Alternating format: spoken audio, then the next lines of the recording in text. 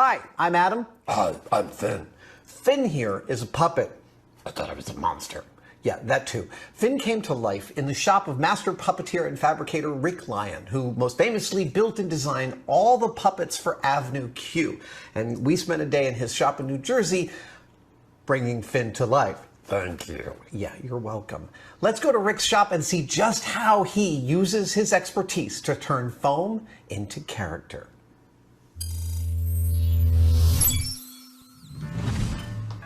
Hi, my name's Rick Lyon. Welcome to my shop. I am a puppeteer. I am best known for creating all the puppets for Avenue Q, in which I was also a original cast member of the Broadway musical. But I've done a lot of things. I've done TV and film and blah, blah, blah. We're here to talk about puppets. I'm going to show you some building techniques and show you how I make puppets, and we're going to just talk about puppets and have a nice visit here. There are basically three different kinds of puppets. There are hand puppets, where the puppeteer's hands are in direct contact with the puppet. There are rod puppets, where the puppeteer is in indirect control of the puppet through a rod. And there are marionettes, or string puppets, where the puppeteer is in indirect control of the puppet by string. So let's talk about those three types. Here's a traditional Indonesian rod puppet. This is the kind of rod puppet you could buy at, like, you know, the airport gift shop or something like that. The puppeteer is holding a rod that goes up to support the head and the body of the puppet, and there are also rods that go to the hands, and that's how you control this kind of puppet. It's actually a pretty elegant movement. It's a little bit more direct than a string puppet or marionette. That's another kind of puppet. The most direct control that a puppeteer has is a hand puppet, and there's lots of different kinds of hand puppets. Here's a little example of a kind of puppet that we call a glove puppet. You may be familiar with this style from Punch and Judy. That's this kind of puppet. And Mr. Rogers, on his show, he used this kind of puppet. All the puppets, X-A Owl, Henrietta Pussycat, Daniel Stripe Tiger, all of them were this glove puppet, and your hand is sort of inside, and you're in direct contact with the puppet. So anything that you do with your hand translates immediately to the puppet. And the other kind of puppet that is the most popular is a string puppet or marionette puppet. And I have an example of one hanging over here. In this kind of puppet, the puppeteer is typically above the puppet. And just because of the way gravity works, the strings control the puppet from above. The kind of puppet that I mostly work with, and the kind of puppets that Jim Henson is best known for, are called mouth puppets. They're the hand puppet where the puppeteer's hand is right in the mouth of the puppet and you're controlling it. Now, some people sort of think that Jim Henson invented that style of puppet. That's not entirely true. Mouth puppets have been around forever. Remember the Punch and Judy style hand puppet that I showed you before? One of the prominent characters in the Punch and Judy shows was an alligator, and it had a moving mouth. So moving mouth puppets are nothing new. The new thing is the way that Jim kind of codified that look for television performance. And that's the kind of puppet that we're going to work on building today. And before we do that, I have to gather some materials. So let me go get some of the stuff we need to build a puppet. All right, so here's some stuff for making puppets. I want to talk a little bit about the structure of a mouth puppet. There are lots of different ways to make them. For example, here's a really simple mouth puppet. This is sort of second cousin to a sock puppet. Seriously, it's just sort of a shaped tube of fabric, and the fabric has enough structure that it holds its shape, and then there's just a mouth plate that's installed in the fur. And then I just threw some limbs on it to give it some form. That's a very simple kind of mouth puppet. The mouth puppets that I typically made for Avenue Q are a little bit more sophisticated, and there's a lot more materials that go into this style of puppet. This is Princeton from Avenue Q. Now, Princeton has fabric on the outside, but his structure inside is all urethane foam. All right, so if you think of making a puppet sort of like making a person, if you think of your hand being sort of like the skeletal structure inside that holds it up, and then the muscles of the puppet would be like made out of the foam, and then there's the skin on top. So that skin is a very specific sort of fabric. It's what we call fleece.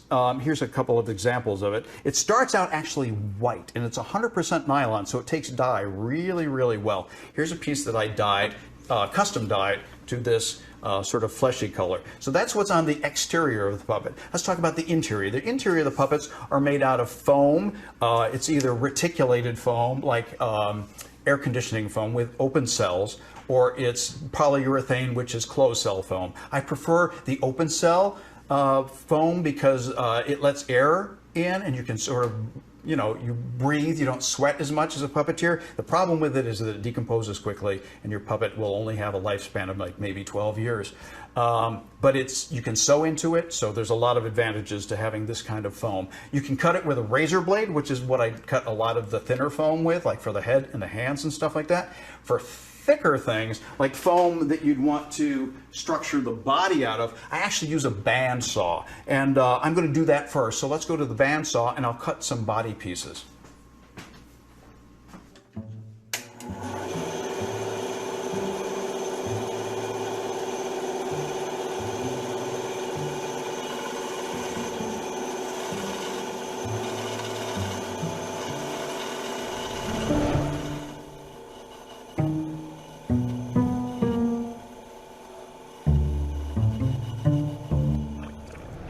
So now that we've got the body pieces cut out of the thicker foam, I'm going to start gluing them together. And the glue that I use is contact cement. That means you have to have it on both surfaces. So I'm going to put it on both surfaces of the stuff and stick them together. I'm going to start with these smaller cuts. These are called darts. They're what gives the foam shape. Just like as you're making like a shirt, you have darts in the fabric to contour a two-dimensional form. It's the same thing we do with the foam. So I'm going to start on the darts and then go to the bigger parts. And like I said, I'm going to use this contact cement. Contact cement is pretty fumy. We're in a nicely ventilated area right now. I got windows open and fans and stuff that you can't see, but you'll want to have that kind of stuff when you use contact cement. Any contact cement, even if it's like water-based or whatever, it's still going to have some fumes.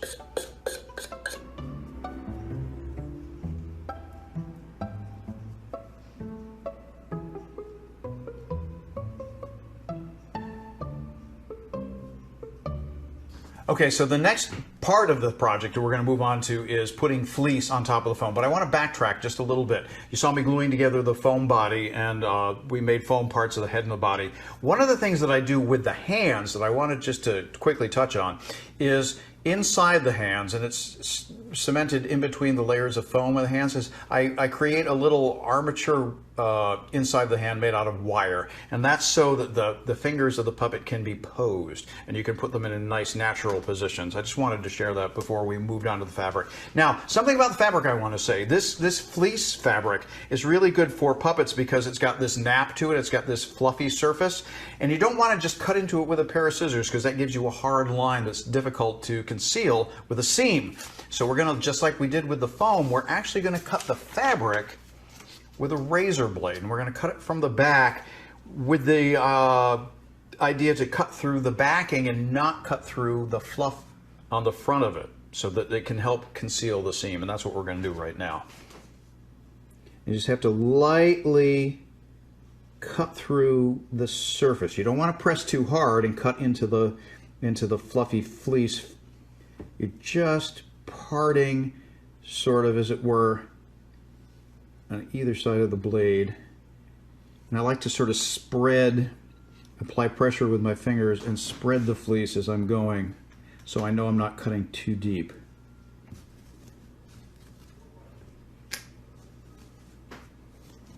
Boom, just like that.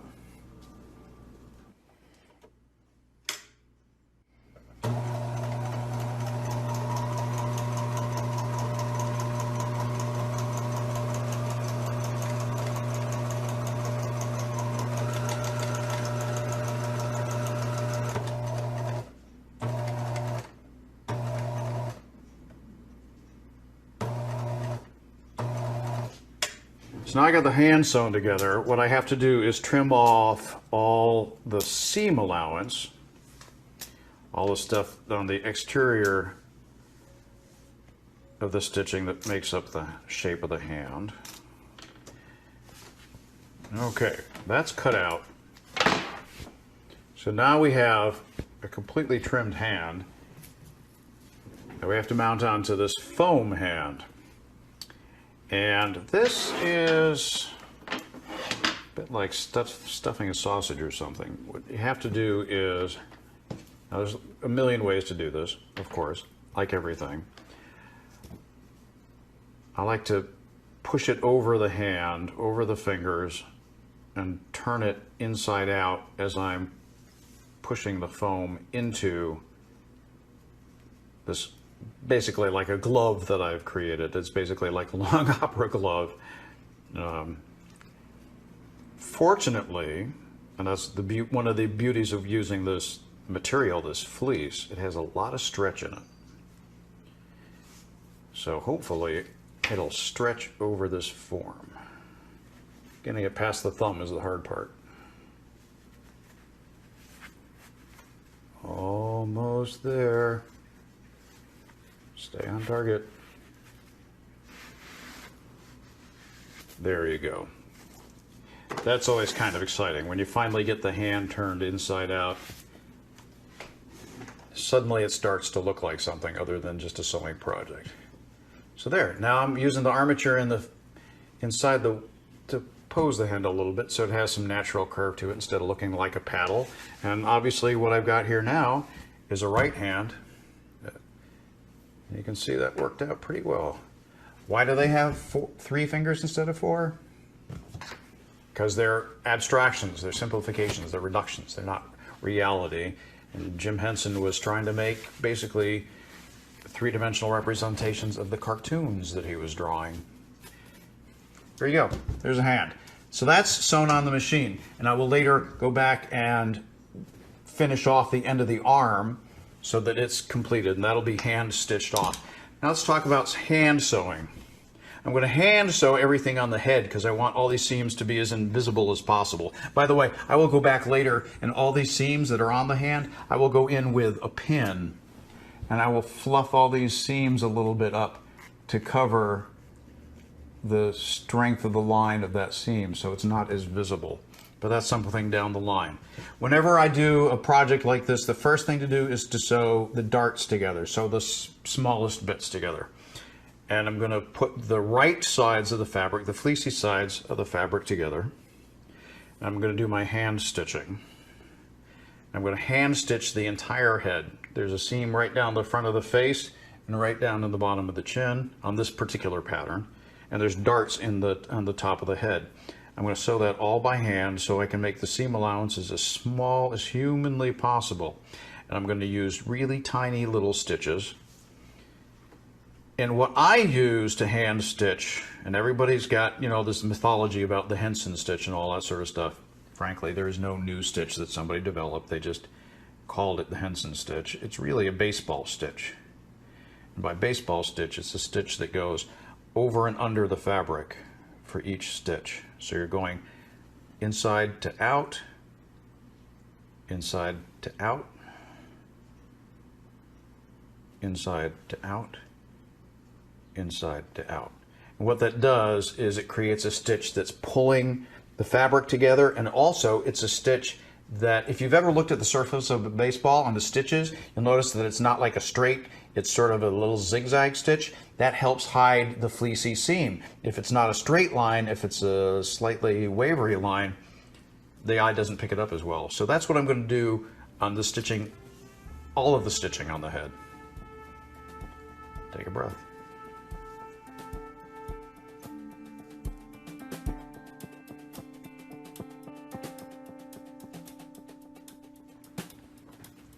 All right, so now we've done a bunch of sewing and we've installed the fleece on top of our foam structure. And basically we have a completed base puppet. I want to backtrack just a little bit. I wanted to mention the mouth because I didn't really talk about that before. One of the most important features of this kind of puppet, obviously, is the mouth. I make my mouths mostly out of birch aircraft ply. You can get it at craft stores and stuff like that. But it's really important that the hinge is nice and functional. And that completed mouth here would go into this completed head, sort of like here. You can make mouths out of different things, either plastic or some people make them out of gasket rubber, which is flexible, like that mole puppet that I showed you earlier. But that's how I make most of the mouths, out of birch aircraft ply. So now we have our finished puppet. There's two ways sort of creating and designing a puppet. You can start with a completed sketch and move towards that goal of what it looks like, or you can sort of improvise a little bit. I've got this base puppet. Maybe I'm not quite sure what kind of character it is. Oh, I've got an infinite number of options. Now it's all about choosing our features. What kind of eyes does it have? What kind of nose does it have? What kind of hair does it have? And I just pulled some random stuff out of stock. Let's make this a guy. So I have this short gray-haired wig. And now it's all about making choices about the eyes. People have an enormous variety of eyes. Why shouldn't puppets? This set of eyes here, very big and googly and very that's a nervous sort of character. This is a Christmas ornament cut in half, believe it or not. That's what that is. There are lots of different things you can use for eyes. Some people use plastic spoons for eyes. Most of my puppets, I like to have custom-made eyes where I'm really choosing this shape myself. So I custom Vacuform eyes. This is a sheet of custom Vacuformed eye shapes. And eventually you cut them out and they look more like this. You Dremel them down and get the final eye shape. I really like to do that because then I can completely control the shape of the eyes. These eyes here, these ovals, these were Vacuformed. And so now we just kind of start choosing. And you're like, what kind of eyes look good with this hair, with this face? Maybe those oval eyes look pretty good to you. Or maybe you can use a fairly realistic shaped nose. You know, his face is so cartoony, that's kind of a disconnect. Let's try something a little bit more abstract, a little bit more cartoony. That looks like more of a whole to me. And don't forget accessories. You know, one of the things that people miss a lot of times on puppets is little accessory details like that. A lot of people wear glasses, including myself, so I like to put glasses on puppets. I think they add a lot of detail to the face. It kind of looks like John Oliver, doesn't it? Yeah. Okay, and each pair of glasses, that's one pair of glasses, will look completely different with even the same pair of eyes. I mean, the look of the puppet is completely up to you. And so it's all about artistic choices. So now once you've made all those choices and you finish your puppet, your job's not done, because a puppet that's finished is really not complete in and of itself. A puppet is a performance tool. It's like a musical instrument. It's like saxophone or piano. It's no good unless it's being used. And so here we've got a finished puppet. Let's talk a little bit about performance. All right, I have pulled another puppet from my stock. This is another puppet that I made. And I want to talk a little bit about the difference between performing live and performing for a camera. So we've got a camera set up here. If you're doing a live show, something like Avenue Q, where you're performing to a live audience, you've got 800 sets of eyeballs, or however many people are in the house. So you've got 800 different points of view that you're playing to. So it can be a little bit more general. But when you're playing to a camera for TV or film, the only point of view that matters is this one eye. It's a monocular. It's this one vision. So you have to be able to edit your performance to maximize it for what the lens of the camera is seeing. And it's really important to have a monitor to do that so that you can see what you're doing to the lens. Now I'm gonna play to this camera here on the table, and you'll see the difference between, here's my eye line with the puppet on camera. All right, I'm talking to you, and I'm addressing the lens. You can see the difference between that and this. Even if I'm just a couple of millimeters off, it really doesn't look like I'm talking to camera. So it's important for me to see that and to be able to edit my performance in real time so I know I'm playing to the camera.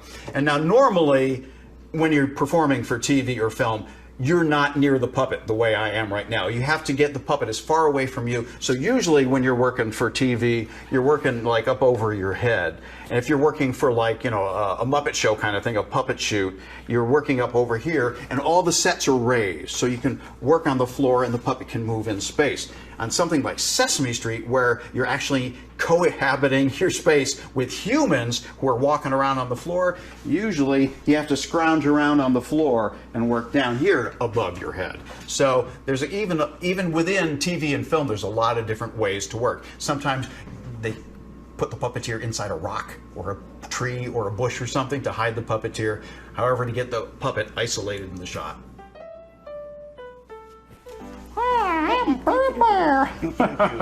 Hey, you know, Marlon, I really love puppets. Oh, me too, Mr. Rock. I love them so much, in fact, that I built my own. You made that? Oh, yeah, look at that. Very cleverly crafted. Now, what kind of puppet is that? Oh, this here is a rod puppet. See the rod down here? Rod, yes, Rod I see puppet, that. yeah. It's kind of a stick. Yeah, same thing, stick, What- rod. Yeah. Hey, I just noticed something. What is that hanging out of his face there? Oh, That's- this, his nose there? Yeah, it's kind of gross, That's man. called his essence. His essence, His huh? true essence. Oh, how very dark crystal of you. Yeah, see, I have a puppet here, too. It is a glove puppet. Oh, wow. It's a hand puppet. Yeah, this is Barry Bear. Hi, Marvin. I'm Barry Bear. What a truly inspired name. Well, he's kind of, barely there. Yeah. That's another bear joke. I noticed. Hey, Marlon, so, what kind of puppet is your favorite kind of puppet, do you think? My favorite kind of puppet is the kind that, this kind right here, the rod puppet. Yeah? I like the moving mouth puppets. I think the moving mouth puppets really speak to me. You know what I'm saying? I see what you're saying. Yeah, I like that. I like that style a lot. Hey, you know what? I think we should sort of wrap things up here. Why don't we get Rick back here to say goodbye to everybody? Yeah, where is Rick? I don't know. Rick? Rick? Hey, Rick. What? Rick! Hello? Rick, where are you? Come back! You around here somewhere, Rick? Oh, Rick! That essence is gross. Oh, it's... We're fading. What's happening? I don't know. We're fading out of existence. Uh-oh. Not again. Not again. Cal, thank you so much for your help demonstrating some puppetry. Thank you for coming and visiting my shop today. I hope you had a good time looking around and maybe learned something a little bit about puppetry and how I do my job. Thanks for coming. Thank you for coming. Really, I appreciate it very much. How this puppet's working out, Artie? Oh, yeah. Yeah? Take it easy.